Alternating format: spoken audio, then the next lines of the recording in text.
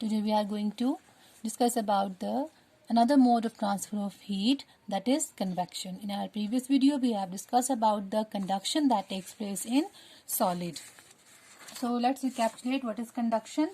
Conduction is a mode of transfer of heat in solid when two bodies are in contact with each other, and the conditions that are required for the conduction of the heat is the two objects must have in contact with each other and their temperature should not be same. There must be a temperature difference between the two bodies. And now today we will discuss the convection. What is convection? You have generally seen that most of the liquid and gases are bad conductor of heat. Liquid and gases are bad conductor of heat. We know that bad conductor of heat are those that do not allow the heat to pass through them easily. So they cannot be heated by conduction. Means liquid and gases cannot be heated by conduction. Then how are they heated? Liquids and gases are heated by another process of heat transfer called the convection. And we can perform or we can understand an activity that will help us to understand the process of convection. For this we need a round bottom flask. This is a round bottom flask containing water, potassium permanganate crystals. Potassium permanganate crystals, they are purple color crystals and their formula is KMnO4. A spatula, burner and an iron stand. Actually this activity is performed in the laboratory, so at that time we can't perform it in the laboratory, so we will understand this activity. Now we have to take a round bottom flask and fill it with 2/3 with water, and a small crystal of potassium permanganate is dropped gently using a spatula at the bottom of this flask. The potassium permanganate crystals start dissolving slowly in the water and forms a purple colored solution around itself. The solution will, the color of the water will become purple. Now, when we heat the water with the help of a Bunsen burner, then we will observe that the movement of the purple color solution start moving, and the purple color solution rises. It rises up. When we heat up, it rises up in this direction. It rises up from the bottom of the flask up to the surface of the water and then moves downward, and then it moves downward. It moves first of all upward and then it moves downward. Now, how does this happen? Why this move firstly upward and then they will move downward? When water is heated at the bottom of the flask near the flame get heated, it expand. We know that it expand on heating and become lighter. Water on heating, it expand and become lighter. So hot water rises upward and carries heat to the surface. These water molecules moves upward, carrying energy with themselves or heat with themselves, and when they come in contact with the cold water present on the surface, cold water is always heavier and moves downward by the side of the flask to take the place of hot rising water toward the source of heat.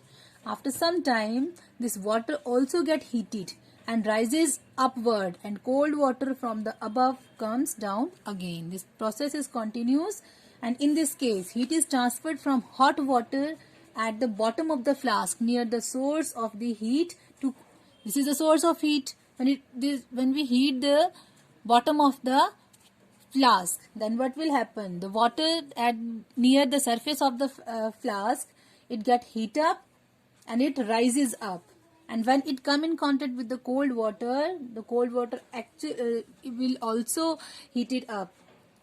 Heat is transferred from hot water at the bottom of the flask near the source of heat to the cooler top by the actual movement of the water itself. and this cyclic movement of water is called the convection current. This cyclic movement of like this from upward to downward, this is called the convection current. It's called convection current. So we can conclude it that heat is transferred in liquids by convection. So we can say that the process of transfer of heat in a liquid or a gas by the actual movement of the particle. Remember here the particles are actually moved. Actual movement of the particles of the liquid or a gas is called convection. We can compare this method to the instance when the students come one by one to receive their notebooks and go back to their position. In liquid and gases, heat is transferred by convection. Why? Why in convection is only takes place in liquid and gases? We know that their molecules are quite free to move. Their molecules are quite free to move, or they are freely movable. The molecules of the solid are very closely packed, and their movement is not possible. So convection cannot take place in solid. Now we can understand convection in air with the help of an activity. So to perform this activity, we need a candle and a matchbox. Now first of all we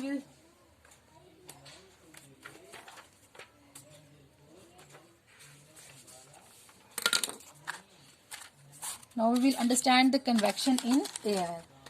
So we need a candle and I'm placing it here. We know that air is very poor conductor of heat. Air is poor conductor of heat. It is a poor conductor of heat. So air transfer heat from its hotter part to the colder part by the process of convection. So here we can understand an activity to show the transfer of heat in air by convection. Now I have fixed a lighted candle on a table and I am going to keep my one hand on its at a safe distance so that my distance above the flame and the candle, and another one I am going to place it the side. The hand kept above the candle flame appears to be quite hot, but the hand kept on the side of the flame does not seems to be so hot. I am going to perform it with smaller candle. So it's going to burn my hand. So let's do it again. First of all, you have to keep one hand at a safe distance above the flame of the candle and other hand on the side of the flame as shown in this activity. Okay. Now the hand kept above the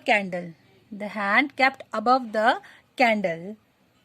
Flame appears to be quite hot. I am feeling it. My hand is quite hot, but the hand kept on the side of the flame does not seem to be hot. But why does it happen? It is due to the fact that the air just above the candle flame, heated up and it rises up. When it gets heated, first it rises upward and carrying the heat along with it. Then what will happen? The cold air from the above sinks downward and take the place of hot rising air. So this process of hot air rising up and hot air rises up and cold air moving down is repeated continuously. And in this manner the air above the candle flame which carries more and more heat upward. So there are many applications of convection in our daily life that we will discuss in our we will discuss in our next video. So thank you.